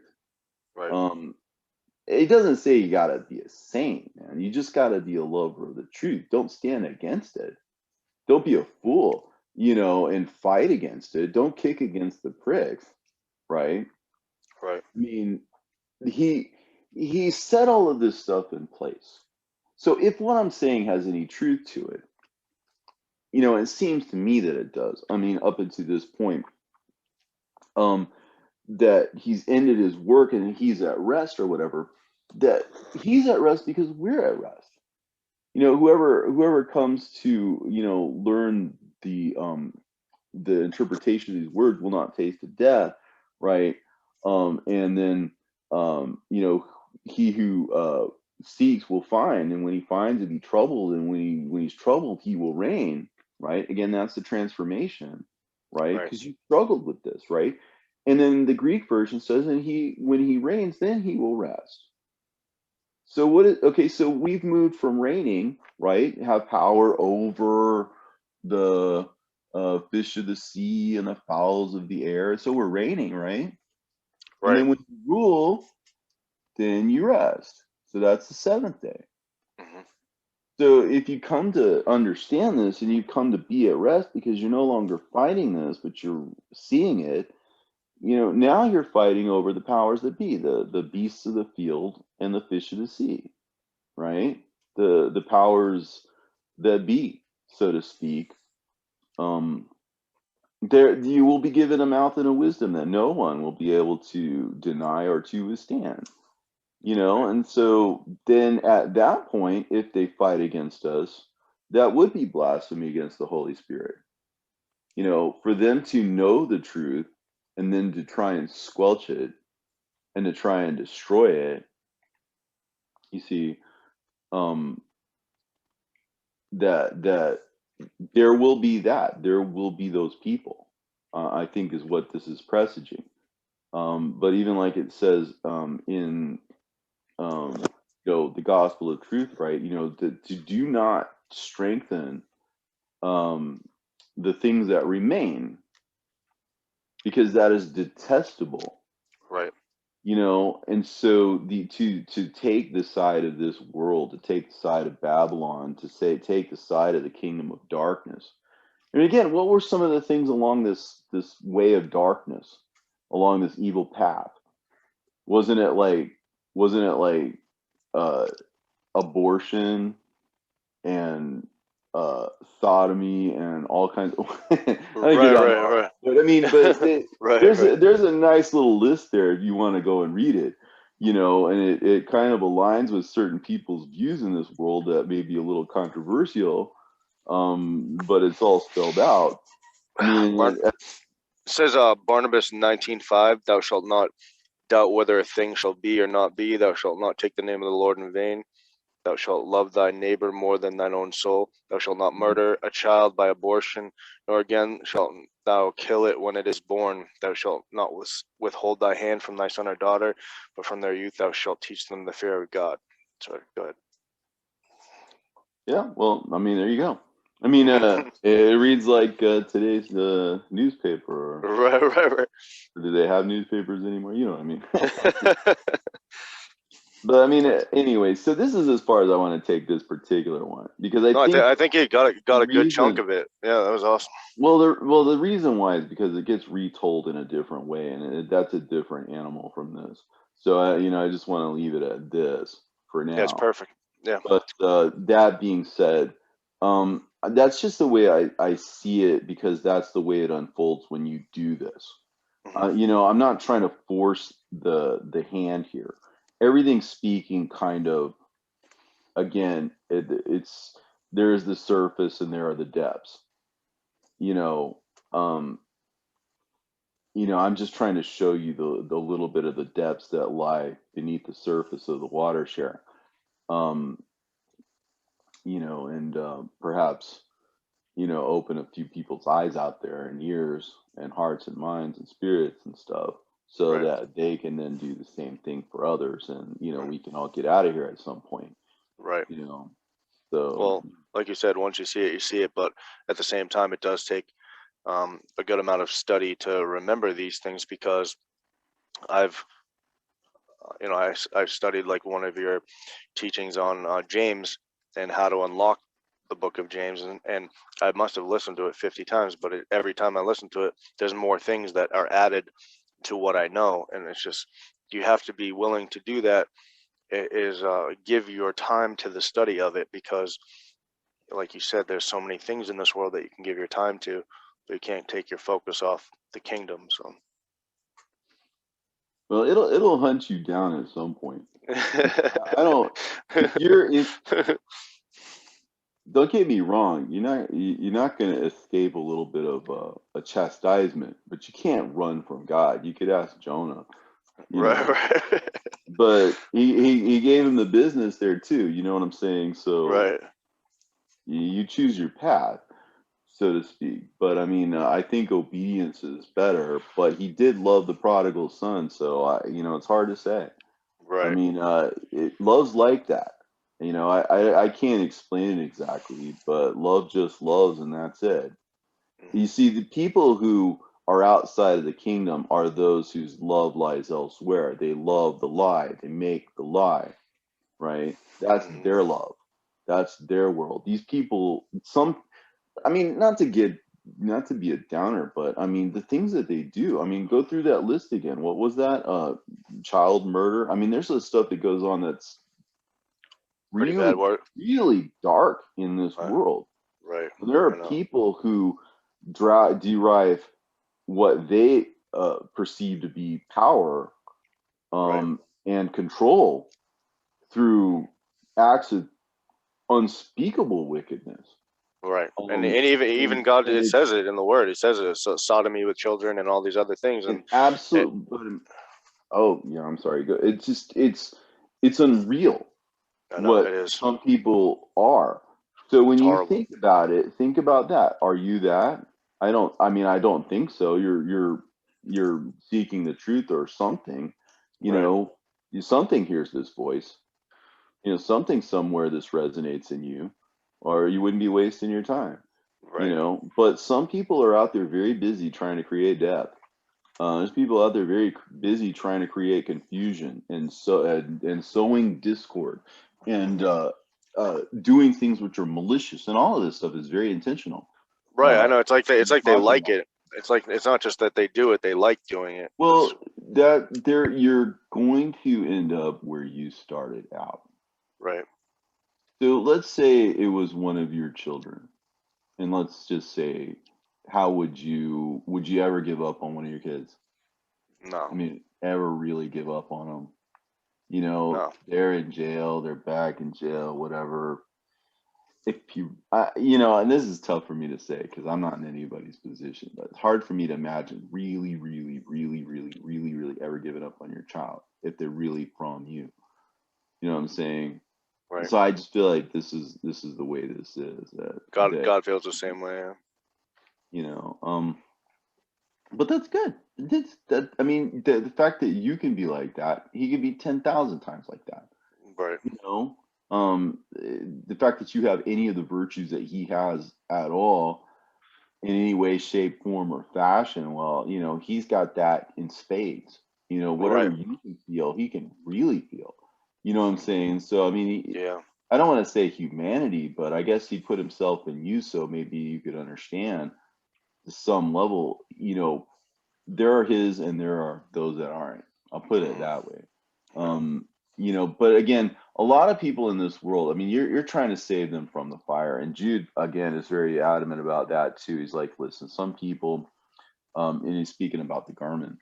Um, the garment specifically is the religious garment. He's talking about people who are stained by the flesh, whose religious garment, in other words, the whatever is stained by the flesh. It has to do with fleshly religion.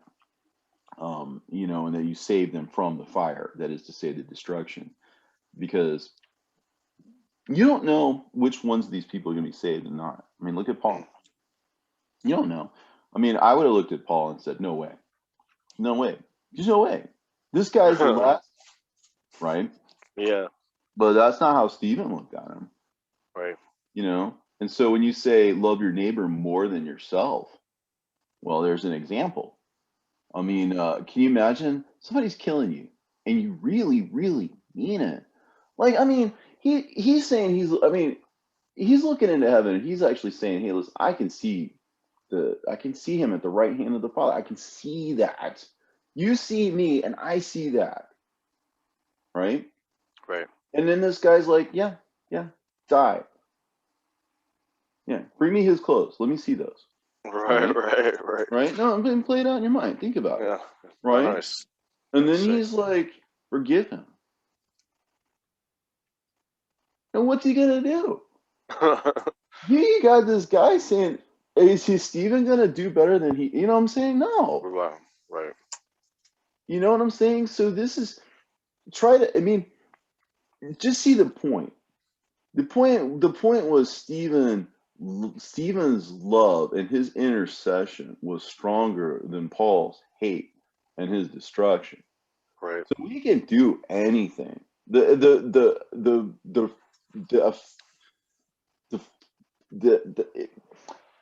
effectual prayer of a righteous man. You know what I'm saying? It's That's powerful. that's the absolute epitome of that. Mhm. I don't know of a better example of a mere mortal, uh, having that much power with God. It's not by accident. That I mean, that's just an amazing set of events and circumstances. Just unreal when Right. you look about it and you think about it. Because if you play it out as a drama, you're Stephen or you're Paul, or you see through the eyes of any of these people, the way that plays out is very interesting. But anyway, I don't want to beat that to death. But I mean, it's just the idea is that we are becoming different. And this is designed to reinforce that so that this becomes a movement. It's decentralized. It's just a way of seeing. It doesn't go through anything or anybody. The fact that 1 + 1 = 2 doesn't need anyone's permission. Mhm. It just is. It doesn't need to be sanctioned. It doesn't need to be authorized. It doesn't need to be voted upon. It just is. Right. And if you just get to the point where you see just what is, then you just are, you know, and you take that as far as it goes. You are part of him. He is part of you. He is seeking you out. He is drawing you out, and he is lifting you up. And this is happening. This is real. You got to ask yourself, well, do we want to speed his coming, or do we want to, drag it out? Do we want to shout it from the rooftops, or do we want to put it under a bushel? I mean, it is what it is, right? You see it, you got to manifest it. Mhm. And again, I'm not here to tell anybody to do anything, but if Jesus says put your hand in the plow, put your hand in the plow, would be my advice. Right. He Mhm. says shout it from the rooftops. I would imagine shouting it from the rooftops would be a good idea. I Right. mean, and if you were doing that, don't you think he'd be, sneaking up on you, so to speak, to give you something a little more than you expected out of Yeah. your life and out of yourself? Mhm. I mean, you could be transformed. And I think that's what all this is showing us, that this is the transformation of man into what comes next. And so that's how I read Genesis 1. I don't necessarily see it as a creation story per se, because between the lines, something else entirely is there. Yeah, that was awesome. Thank you for doing that. I appreciate it. Well, I guess we probably talked about this enough. But, yeah, we can. you touched on, I think, all the points I wanted to make, so I think that's no, it really went over everything. I mean, we did the 7 days, and the last time we didn't even get through one day, so I think we did pretty good. But yeah, if you want to do chapter 2 or a follow up next time, it'd be awesome. But thank you, Robert. I really appreciate it, and hope you have a great night. All right, good night. God bless you. You too. Take care.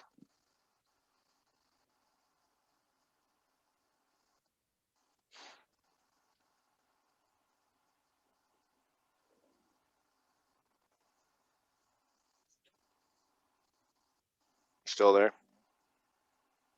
Yeah, are we done?